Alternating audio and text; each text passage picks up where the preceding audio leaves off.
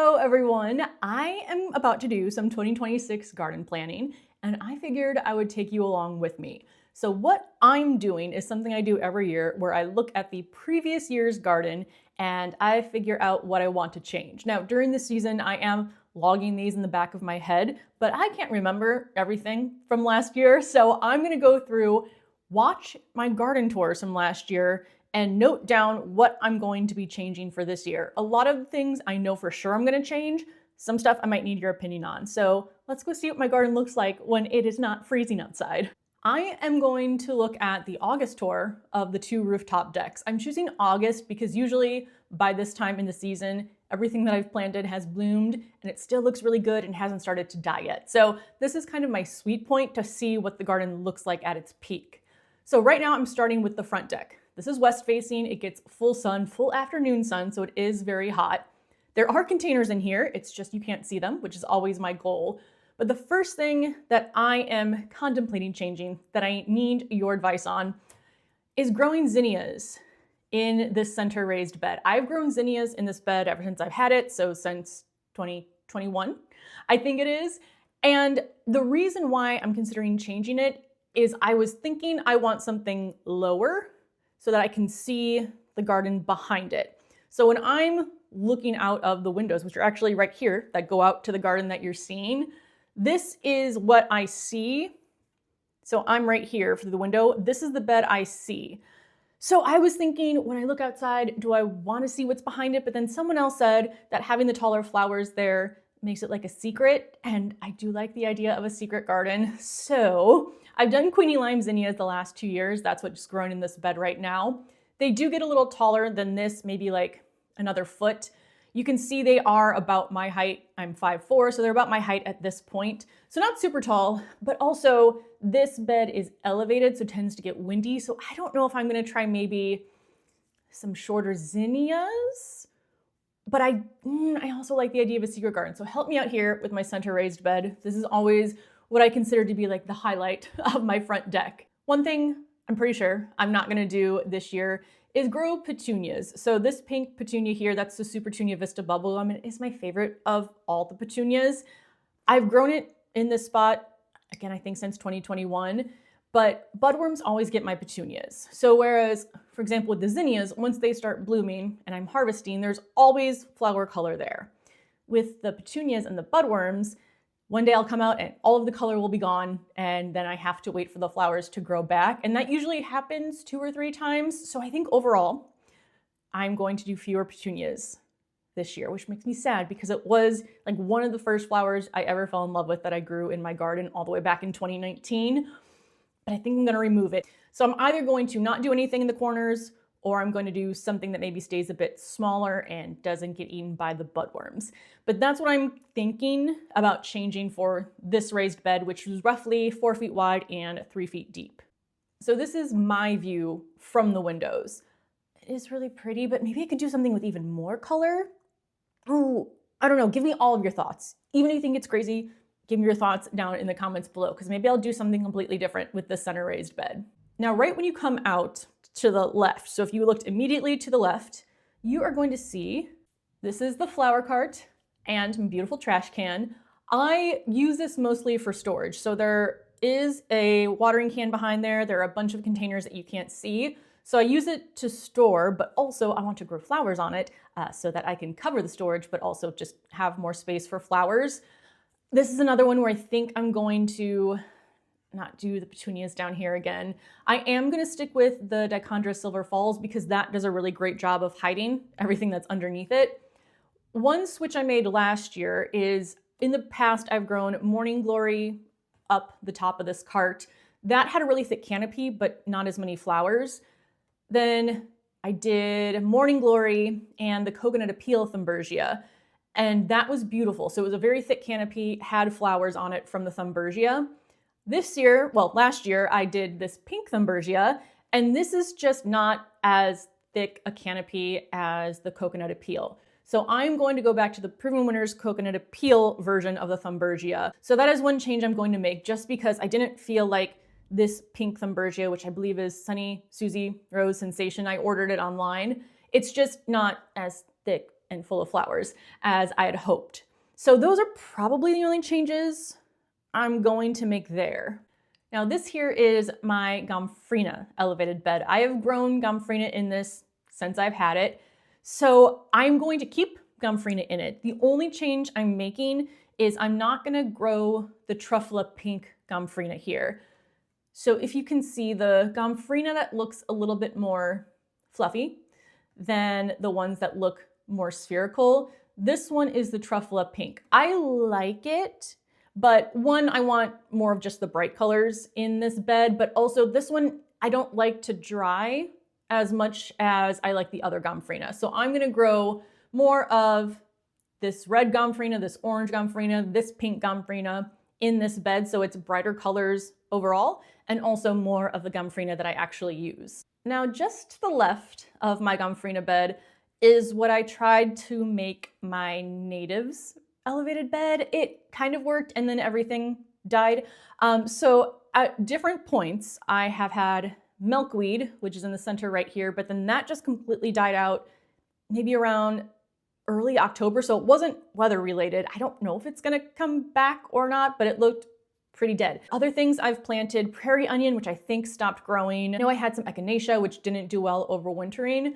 I think, at least what I've been told, is that because natives want a really deep root system, they might not do as well in these raised beds. I will say though, this is the raised bed that I got from Epic Gardening that has the different depths, and it is at the largest depth.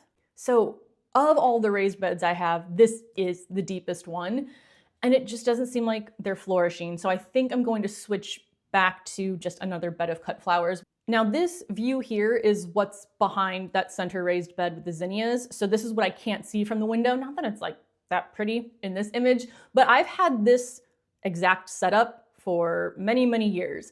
There are 3 30-gallon grow bags along the wall, which you can't see, and I keep those outside. They've been outside since 2020. I keep the soil in them. I just add more nutrients every season, and I've grown tomatoes every year. I've tried some different tomato varieties. I just find that for me, cherry tomatoes or grape tomatoes do the best. The smaller fruit I don't have as many issues with as the larger fruit. And I think I've grown 3 in the past at most. I'll do 2 or 3. That's really enough tomatoes to keep me happy. I don't ever really grow enough in my garden to can and save a lot over winter, but I do grow a lot that makes me happy to eat during the season. So I will continue to do cherry tomatoes in this section. In front, I have 7-gallon grow bags. I'm going to continue to do those. In those smaller grow bags, I will do peppers, I will do eggplant, any smaller vegetables, zucchini, I will do those. I've gotten away from trying every plant. Like for example, in the past, I've done okra and jalapeno peppers, but I don't really use those as much. So I've focused more on the plants I actually eat the most. Now, next I'm gonna show you over here, this raised bed in this corner that I don't think I've ever been happy with what I've planted in it, and it's been 100% my fault. So this bed has basically become a mishmash of whatever grows, which sometimes I do like the random weeds that might grow in there. I have a lot of dried flowers that were weeds that just ended up in my garden. I must have thrown Gomphrena in here. This has been the bed where I don't plant anything and I just throw my extras. And I don't want to do that this year. I do want to actually plan for this bed. So on this front rooftop deck, I'm not really growing a garden that looks pretty. I'm growing a garden that's productive. So most of the flowers out here, if not all, are cut flowers. This is where I have my vegetables, my herbs, my fruit trees, my raspberry bushes. So I'm not really focused on, mixing the right colors together and the right heights. I just want it to be productive. So I don't know exactly what I'm going to make this bed, but I'm pretty sure it's going to be cut flowers. But goal for this year is to just organize it, weed it more than I did last year, which was none, and then just have an actual plan for this raised bed. This bed here is the elevated bed that you'll see if you go out of the doors, and immediately to your right, I filled it with zinnias, not my favorite zinnias. I think were these the Cinderella? I think they were the Cinderella, and I'm not growing any of those this year. Just again, they're okay, and my garden is too small to have plants that I just feel okay about. There's a volunteer sunflower here. There's a giant dahlia here. I need to stake everything better this year. I need to put the staking methods in place before they get large and start to topple over. And I need to figure out the correct heights based on the heights of the plants. This dahlia here was not staked at all. This is my Cornell dahlia, which was incredibly productive. I'm gonna see if I can find a photo of it. It did great, but it was just flopping over near the end of the season. Oh, there's a long shot of it. Yeah, at this point in time, it was mostly still vertical. So those are my planned changes for the front rooftop deck. Again, the west-facing full afternoon sun deck. Now we're gonna hop over to the back deck, which is east-facing and gets full morning sun. So this is the view of the back deck from the door. This is the deck where I do try to make more of a pretty garden. I care more about how it looks and the mix of colors. It's still filled with cut flowers, so I will go out there and harvest the dahlias and the China asters, but that's not the main focus of this garden. I have a lot more plants out here that I don't harvest. I have begonias, impatiens. I have the petunias back here that have been eaten by budworms. So this deck is much more relaxed. It's where I get to start my mornings, which is really nice. Some things I know I'm changing right off the bat. Going back to petunias, I have these flower boxes on top of the ledge. They've never blown off, which is great. But again, the petunias don't hold their color the entire season because of the budworms. So I'm pretty sure I'm gonna replace them with some sun patience. Those have done really well for me, hold their color all season long, don't get eaten by budworms, really low maintenance. I can forget to fertilize them and they still look full and beautiful. So I'm pretty sure that's what I'm going to replace the petunias with up here. I'm also replacing this furniture. This furniture is going to go downstairs and I've ordered. There seems to be some sort of potential issue with it actually getting shipped, so I'm hoping it is still in stock. But one of the main issues I've had is that as the summers seem to get warmer here in Chicago, it's uncomfortable to sit outside on the rooftop deck. It feels much hotter on the rooftop deck than it does at ground level. So I could be sitting outside comfortably ground level and be sweating and really uncomfortable up here. So what I did is, well, first I ordered furniture that's a little bit longer because this is where like me, my husband, my friends sit, and 3 seats is not usually enough. So it's gonna be a little bit longer, but it also has a little shade cover. So I can pull that up and the sun does come from behind the couch. So I can pull it up and have some shade. Behind the couch, I have my dahlia wall. This is all dinner plate dahlias, 1 dinner plate dahlia in a 7-gallon grow bag. 2 years ago, I did a mix of the dinner plate dahlias and zinnias, but the zinnias died from powdery mildew, so it felt like I had empty spaces. But looking back at those photos, I really like having different plants behind this couch and not just all a row of dahlias. So we'll see. I'm thinking of adding in some giant Benary zinnias potentially back there because those get the largest of all of the zinnias I grow. They get fairly close in height to the dinner plate dahlias. Now, if you are sitting on the blue couch and looking forward, this is what you'll see. There are 2 containers here, rectangular containers, and then my bucket planter in the center. I, again, think I'm moving away from petunias because when the petunias are full and in bloom and not eaten, this just looks like a mass of flowers. You can't see the buckets at all. And I really like having just a giant flower bush. So what I'm going to replace it with yet, I don't know, because I want something that has the vigor of a super petunia, but also doesn't get eaten by budworms. So I'm still figuring that out. I just know it's going to be something a little bit different, maybe some Dichondra Silver Falls. I have ideas. So really the last part of my garden is this border right here. This border I consider to be the most important to me. Again, it's what I see when I'm inside, and it's also what is right below the church that's in the background, and I really, really love that view.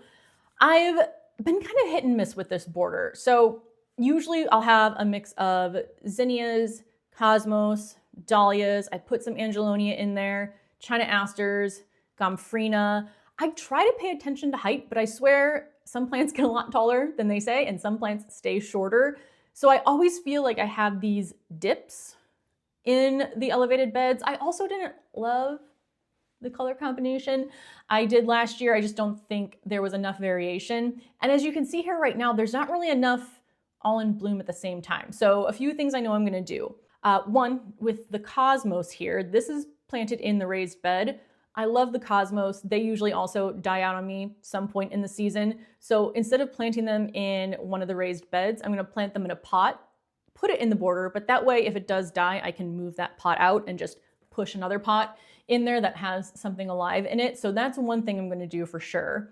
I'm also going to grow fewer of the cut flowers and add more of the flowers that I just have for color all season.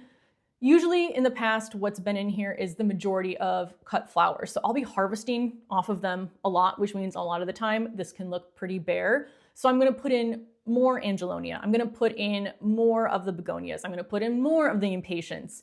And those I usually get sent from Proven Winners, so they come with color on them. And again, those plants usually look beautiful for me throughout the whole season. So I'm going to focus more on including both the plants I start from seed and the plants that are just there for color.